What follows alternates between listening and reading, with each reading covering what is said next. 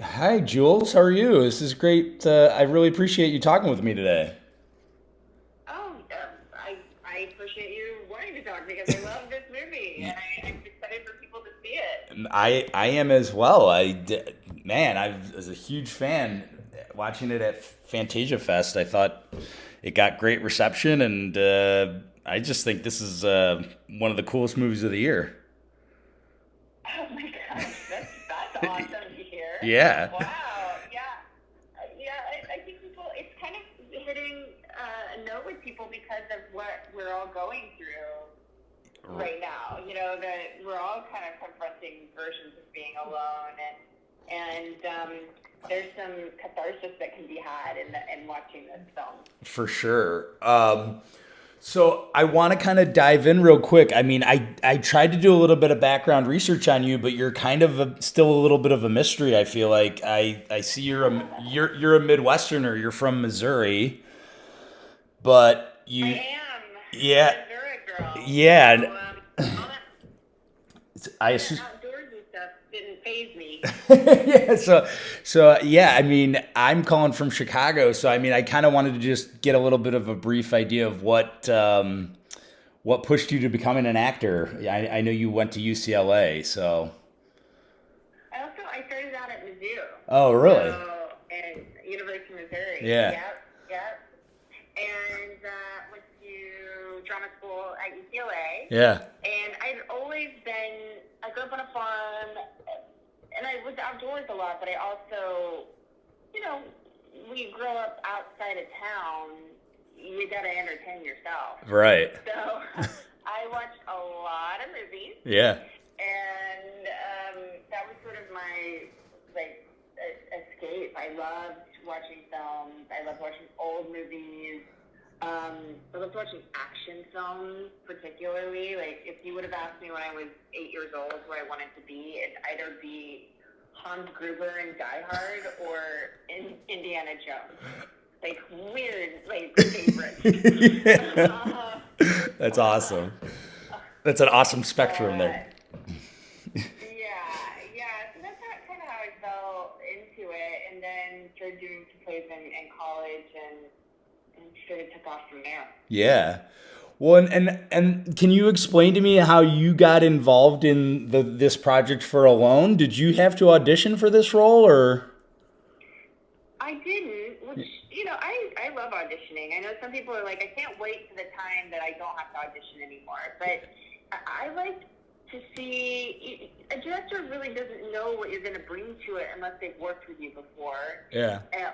And what if you get to set and they're like, yeah, actually, we don't quite see eye to eye on this. But in this case, I had worked with John Hyams, our director, before. We Yeah. had done an episode of Chicago PD together. Oh, That cool. was a really challenging episode for me, and for him too. I mean, it was just very physically and emotionally demanding. And I guess when this, financing came through for the film, and they're putting together the cast, there were options thrown out, and last minute, John said, "I know who can do it, Jules." Yeah. So because I didn't know, I got the script from my agent. They're like, they like, if you want to do this film, I'm like, why are they asking me to do a remake of a Swedish film called Gone? That's all I knew, right? Right. And then I kind of did a little more research, and it was like, oh, it's John, and it was such a pleasure to work with him again. Yeah. Well, Absolutely a pleasure. yeah, well, and talk about that movie Gone. Did you like in preparation for the role, did you even go back and watch that movie or did you just avoid that at all cost? I asked John about it, and he Mhm. said we're gonna do our own thing. Yeah. The same screenwriter, filmmaker, Yeah. Matthias Olsson he directed and wrote the Gone, Yep. and he wrote the screenplay for Alone. Mhm. And we're gonna use the page. We're gonna use what's on the page and do our own version of it. And Yeah. the way he describes it is, everybody covers the song differently, and we're just covering the song in our own way. And then there was the magic of, he had no idea how Mark and I were going to play off of each other. He hadn't worked with Mark before. Yeah. So it just ended up being this just kind of great magic that happens when two actors show up on set and do their thing. Right. Well, and then and I mean, I just want to tell you, I think your performance is amazing, and it's kind of interesting because the movie Unhinged had come out like a week before with Russell Crowe, and there's a little bit. Oh yeah, I heard about that. Right, and there's a little bit of that same like road rage like sort of entity going on here, but I feel like this movie is way different from that because this movie becomes so much more, but also asks you to do so much more. Like, what type of prep for you personally, mentally, physically, did you take to get ready for this character? Well, we didn't have a lot of time. It was a quick turnaround. Yeah. So it was really just using the script and having conversations with our director and discussions with Mark. Yeah.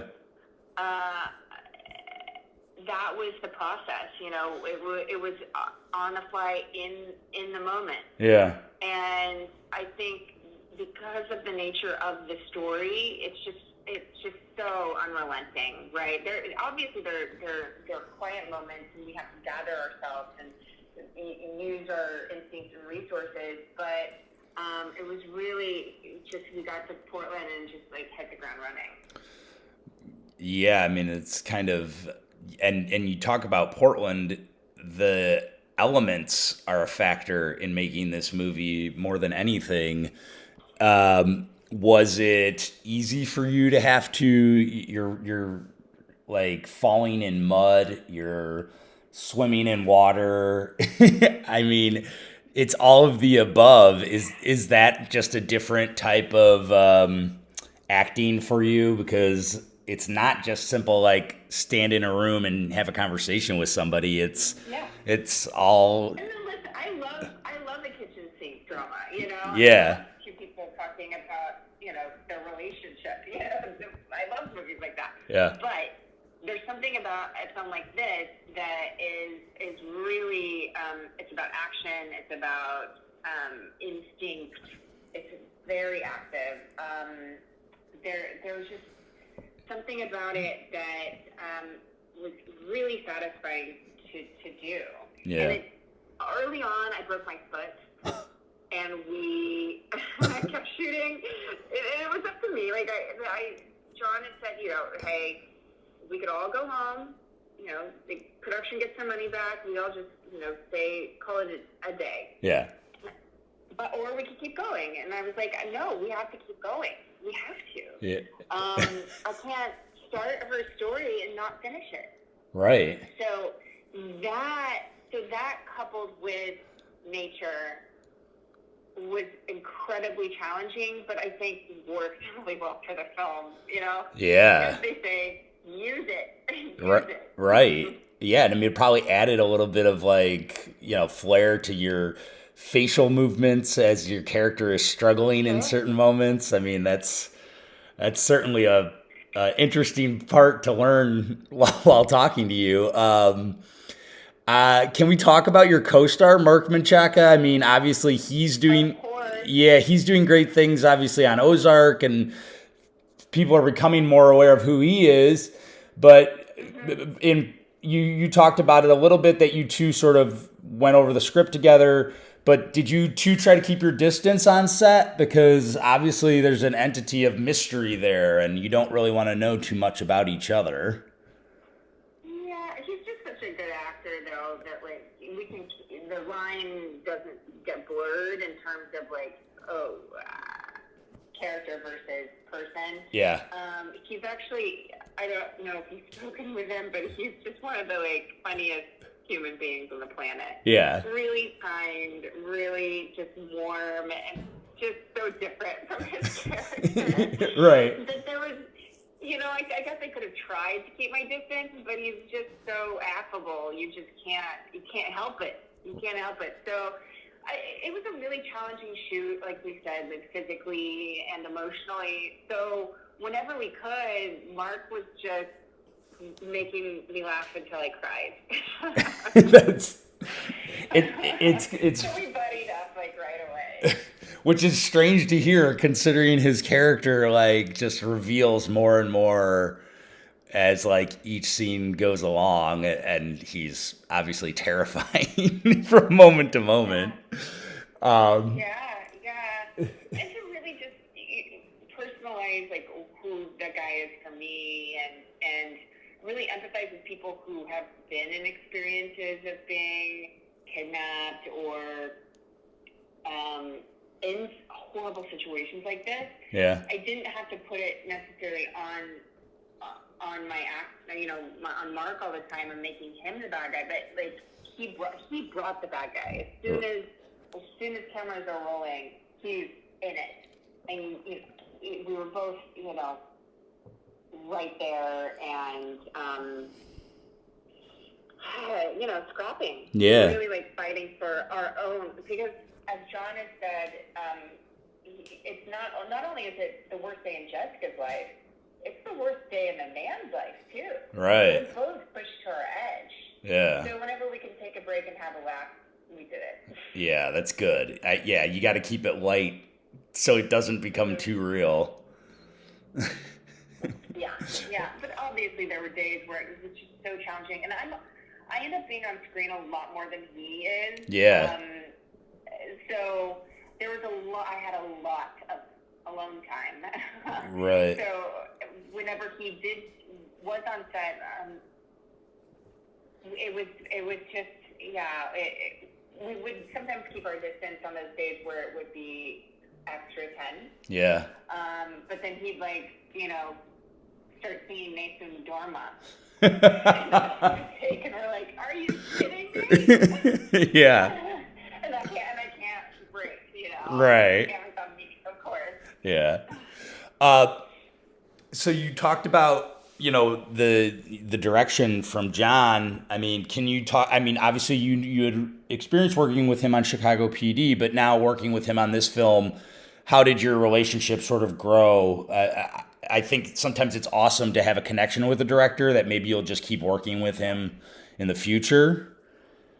Is that? Yeah, I would love that. I think I would love to get this team back together anytime. It just was the producers, the VP, everybody was just so extraordinary. It was such just a kismet meeting of everybody, and the leadership that came from John. I mean, it was really John. Yeah. John is who brought everybody together, and he just did such a great job. And I can't wait to work with him again. It's been such a pleasure to, because we wrapped a couple years ago. Right. And, we catch up every once in a while when we're in town, but we're all pretty busy. But I think we're all just can't wait to that next project that we can work on. Yeah. And before. Yeah. Sorry to interrupt, but we just have time for one more question. Perfect. Thank you so much. And obviously, we're looking to the future. And like I said, I think this performance is going to put you on the map. I hope it does. And I hope more people. Not that you're not already on the map, because I was going to ask you. I don't know if I'm able to ask you because you have a part in Sofia Coppola's On the Rocks. Can you talk about your character and what your experience was like with that? I can say it's a smaller role. It's funny.